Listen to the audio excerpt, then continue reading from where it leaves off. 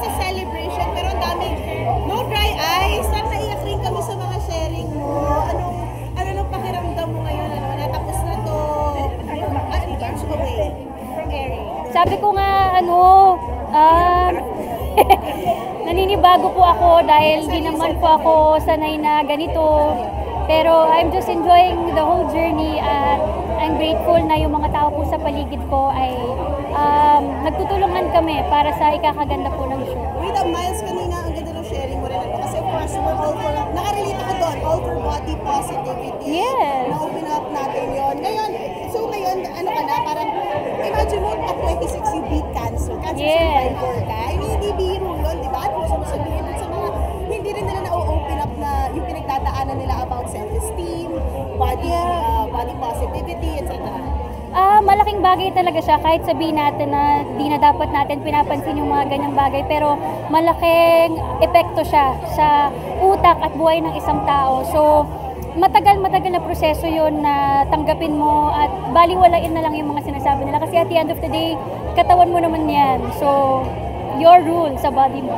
Pero nag-cute pala si Henry Master. Kasi syempre, di ba, senior na, hindi naman niya alam na na-hurt ka niya, di ba? Si Boss Joey sa mga Dabarkads, yun po ang taong sobrang updated sa lahat. Kaya po, nung lumabas po yung issue na yun, updated siya agad. So the next day talaga parang, uy, sorry yung mga tao nag-react. Ko, okay lang po, Boss Joey. Parang sa amin naman po, wala lang yun. So, hindi lang sanay siguro yung mga tao na marinig. Ano sabihin sa mga legit Dabarkads or sa mga, of course, sa kabila, mga naysayers, tungkol sa mga dynamics yun na gano'n pagka mga Dabarkads? Oo, siguro po, siguro naman po, alam na nila, ilang taon na po ang Itbulaga at alam na nila kung paano ang biruan at paano ang pagpapakita ng pagmamahal. Madalas doon yung asaran ng pag-show ng love namin sa isa't isa. So, walang problema po talaga. I love it. And kanina parang nakaka-touch yung sharing niyo tungkol sa Father's Day. Sa sinabi mo nga dati, pag nagpa-press con, kapatid ka. Ngayon, ikaw yung bida. Karating din no?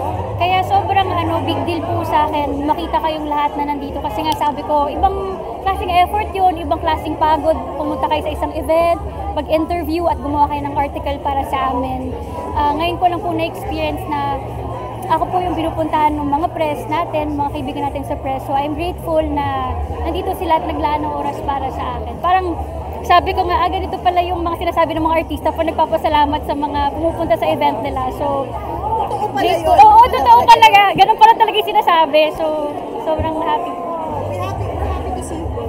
Thank you so much po.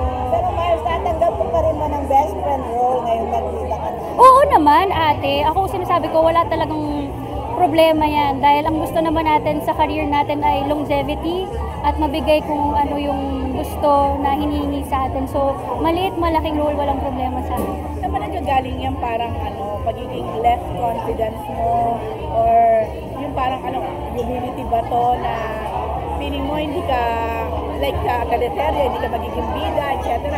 You've been in the industry since bata ka pa lang at among your peers, isa ka talagang mahusay na actress. Thank you, Tiro. Sa Gcash po. Hindi, parang ako naman kasi po, lagi ko nga sinasabi yun na matagal na rin po ako nag-start po ako 6 years old, magte-30 na po ako ilang years from now. So, andun ako sa acceptance na hindi talaga all the time nasa yung spotlight. Araw-araw may bagong darating, araw-araw may bagong mas maingay, araw-araw na for sure na mas may magaling para sa'yo. So, andito lang po ako sa stage talaga na kung ano mang ibigay sa akin, malaki or maliit na role man yan, gagalingan at gagalingan ko. Pero anong feeling mo? Ang tagal mo kasi na kapamilya. Tapos dito ka pa sa kapatid na bigyan ng ganitong klase ng siguro na lang po, naniniwala ako na dito lang po ako nagkaroon ng babagay at aswak sa akin. Kasi I am open naman po and I am alright with ABS-CBN. Every time may mga parties, nagkita kami nila Sir Carlo, so sila Tita Cory, walang problema talaga. Ang lagi ko naman sinasabi sa kanila, when I did Batang Quiapo po, nag-Itbulaga po ako that time. Sabi ko, kung kailangan niyo po ako, nandyan ako. So, kung sino po ang nangangailangan at nagtitiwala sa akin, doon po tayo. Miles, natanong na lang. nakakakaba yung mga ganyan yung ate. Nakita ko yung... Ayun nga. Ang hindi na lang natatanong ano pala yung Tawag ata po ako doon? Ay, kung na lumalayo, Kasi ngayon, 7 days a week ang trabaho. Ayun nga, paano mo na ipapasok pang love life? Meron pa ba? Or nasa priority pa ba siya? masaya po ako ngayon.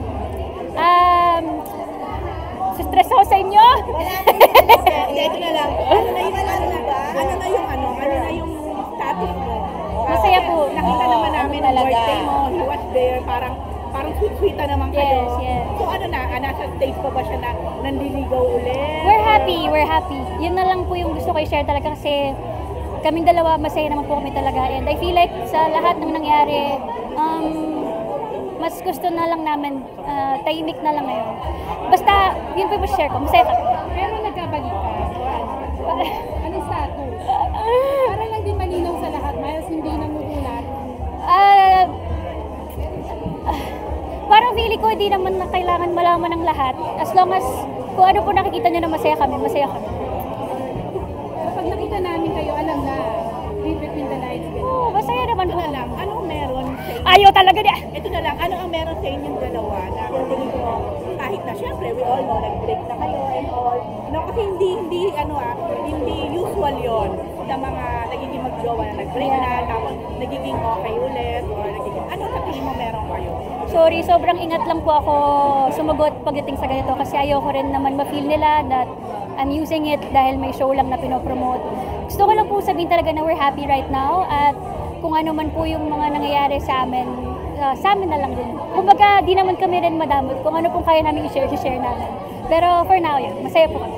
Mas gusto mo yung low-key lang. Oo, okay na po yun. Para wala nang gulo, wala nang ano. Ano feeling mo na yung mga ibang going bulilit kids na kasabay mo? Kinasal na sila! Grabe!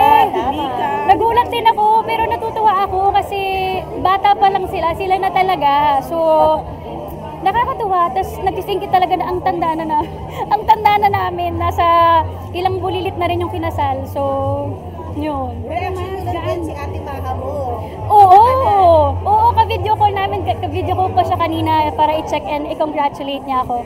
Ang saya kasi parang ang daming nangyayari sabay-sabay sa buhay nating lahat. Tapos, ang saya lang na, kumbaga, connected pa rin kami. Kumusta si Maha?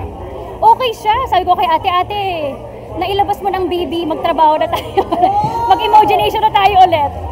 Pero Miles, sabi mo nasa 30 ka na, di ba? Ngayon pa nga lang 27 pa lang ate. 27. So, malayo pa naman yung family, yung getting married, yung mga ganun. Ay, oo naman ate. Kumbaga, ngayon pa lang tayo ulit nabibigyan ng napakalaking proyekto. So, wag nating sayangin. Saka sabi ko naman darating naman po yun.